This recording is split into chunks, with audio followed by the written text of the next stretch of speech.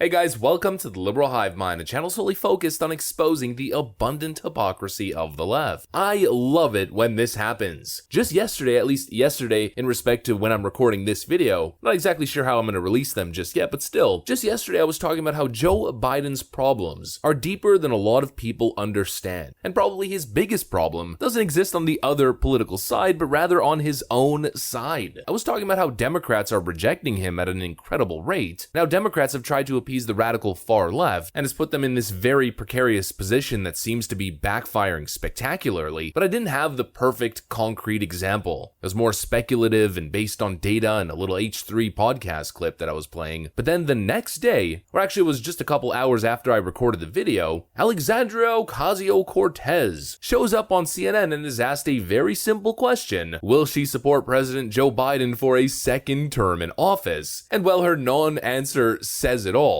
The far left is jumping ship, folks. Joe Biden's about to be stranded on an island all by his lonesome with nobody to save him. I mean, Republicans obviously can't stand this guy, can't stand Joe Biden, but it seems as though you have something in common with the far left and Ocasio-Cortez because they can't either. This is of course the continuation of this doomsday scenario for the Biden regime. Let me give you guys all of the updates on this topic, but of course before we get into any of it, please make sure to leave a like, a comment, subscribe, share the video as much as possible, and with that out of the way, roll the tape. Alright guys, so let's start off with the clip. Here's Alexandria Ocasio-Cortez, the leader of the far left movement, when questioned if she will endorse Joe Biden for a second term. Oh, I just want to ask about President Biden. He is saying he's going to run again in 2024. Will you support him?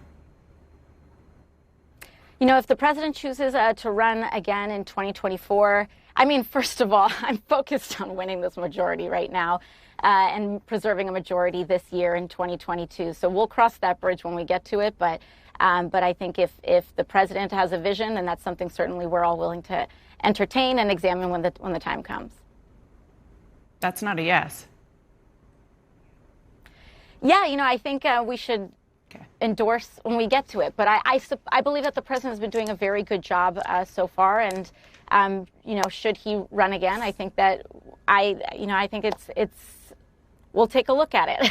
Okay. But right now we need to focus on winning a majority instead of a presidential election. Yikes. Now, I was cringing throughout that entire interaction, and you could tell she's playing this political game. Oh, well, the president's doing a great job so far, but we'll cross that bridge when we get there. That is political speak for this guy is a complete disaster, and if we have any other option, then I think we should take that option. Literally anything but Joe. Just like I was saying in my previous video, I kept saying not exactly confidence inspiring, and that's real important. In fact, that's probably one of the most important factors in politics and political elections, period. It's called voter enthusiasm. Does that seem like an enthusiastic, far left, progressive base? Not even in the slightest. Republicans are showing some of the highest enthusiasm levels, and that's despite all the blackpilling that's going on in the Republican Party right now after the messy 2020 election. Democrats are not going to show up, and they are definitely not going to show up for Joe Biden. And that's the double whammy, folks. And what makes this even worse, the double whammy, is that Joe Biden has put himself in the middle, not in the center of the political sphere, but in the center of the left sphere, trying to please both sides of the Democrat spectrum. And of course, what happens when you extend yourself trying to make everybody happy? Instead, what usually happens is you disappoint everybody. The reality is not everybody gets to win. You gotta pick a side. And the Democrats have tried to play both sides. They've tried so hard to pick up this progressive wing, the Bernie Sanders and now Alexandria Ocasio-Cortez wing, because Bernie Sanders, let's face it, the guy is just too old, his political relevance is over. But they've tried to pick up the far left side, the Democrat Socialists of America, and now ahead of a massive midterm election, the perceived leader and thought leader of the DSA, Alexandria Ocasio-Cortez, won't even go on the record supporting this supposedly successful president. Not to mention, what a joke. Could you imagine how much of a phony you have to be to show up on TV and to actually utter those words with a straight face? I think Joe Biden has been really successful thus far.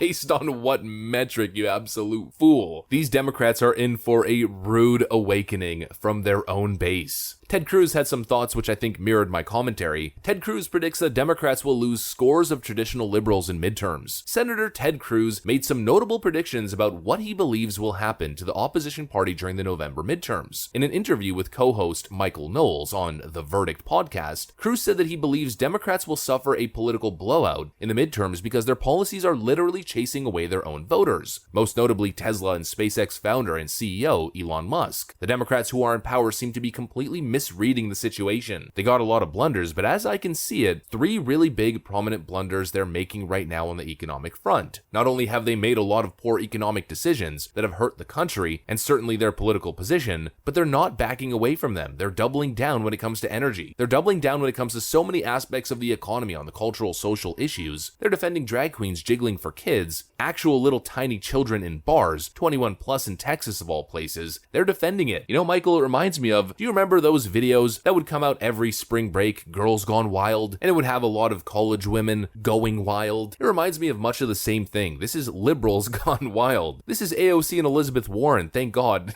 not in bikinis, but embracing their socialist nuttiness. And look, he's not even wrong, and I wasn't even going down that angle. But now that I read the transcript, I mean, added to the list. That has become part of the Democrat platform. Whether it's explicitly written or whether they're explicitly campaigning on it or not, even though Joe Biden did kind of campaign on it in 2020, the point being, it's part of their Democrat political identity now. And you can't run away from that. When you go so far left, when you go loony left, you're going to the very fringe minority, and you're going to alienate middle of the pack Democrats. People who live in Michigan and Wisconsin and Pennsylvania. People who are more Bill Clinton style Democrats, more moderate style Democrats, who are hoping that's what they were going to get with Joe Biden. I mean, we covered all the focus groups from the 2020 election. All of the regular independent and suburban voters were voting for Joe Biden not for socialist policies or far left loony policies, but were voting for Joe Biden thinking that he was more of a traditional old school style Democrat, Uncle Joe. Look what they got. He's getting rejected by his own party folks, not just by AOC and the woke progressive left, the Hamas caucus, but by moderate Democrats as well. Democrat senator slams Biden for refusing to act on plan that would immediately lower gas prices. That's frustrating. One Democratic senator said it's frustrating that the Biden White House is not supporting her plan to reduce gasoline prices. Senator Maggie Hassan of New Hampshire has spent the past weeks saying that the Biden administration is not doing enough to help Americans deal with rising gasoline prices. Biden has claimed that the pain at the pump is out of his control. There's a lot going on right now, but the idea that we're going to be able to click a switch, bring down the cost of gasoline, is not likely in the near term, nor is it with regards to food, Biden said last week according to CNN. Hassan said that that is not so. What I've been pushing for, among other things, is suspending the gas tax. That helps put some more money back in people's pockets. I'm pushing the administration to support that. They haven't yet, and that's frustrating, Hassan said on Friday. Tax cuts to reduce inflation? That's ludicrous. I mean, according to Democrat Chuck Schumer, the only way to get rid of inflation is to increase taxes. If you want to get rid of inflation, the only way to do it is to undo a lot of the Trump tax cuts and raise rates. No Republican is ever going to do that. So the only way to get rid of inflation is through reconciliation. These people are nuts. The only way to get rid of inflation is to undo the Trump tax cuts. Holy, I just lost 15 IQ points. The Democrats, in their slow walk to the most extreme fringe sides of the political spectrum, is going to be disastrous for them in the short term. Mark my words. You cannot please the miserable, woke far left no matter what you do. There will always be more problems. It will never be good enough. And the Democrats are desperately trying to please the miserable, woke left at the expense of their core voter base. Possibly the dumbest political strategy I have ever witnessed. Probably even dumber than nominating and electing and getting behind Joe Biden. Democrat disaster, but honestly, you kind of love to see it. That's what I got for you. If you enjoyed this video, make sure to leave a like, a comment, subscribe. I'm going to get back to work. Thanks for watching, and I'll see you on the next one.